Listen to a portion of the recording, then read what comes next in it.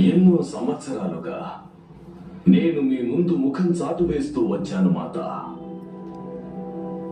ద్యూత సభలో అసమర్థునిగా ఉండిపోయిన నేను మీ ముందుకు రాలేకపోయాను. మీ జల ప్రవాహంలో నిలబడి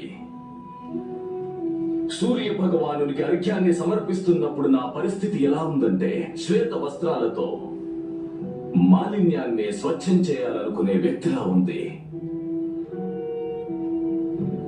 వస్త్రాలకు మాలిన్యం అంటుతుంది, కానీ మాలిన్యం స్వచ్ఛం కాజాలదు.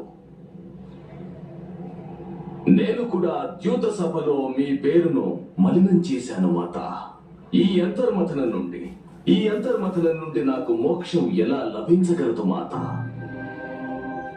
ఒకవైపు నా ప్రతిజ్ఞను నిలబెట్టుకోవాలన్న సంకల్పం, ఇంకొక వైపు ధర్మ మార్గాన నడవాలన్న ప్రతిజ్ఞ.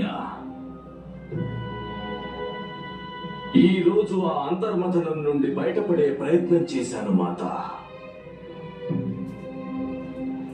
ఆ ప్రయత్నంలో ఒక విశ్వయుద్ధానికే బాట వేశానా?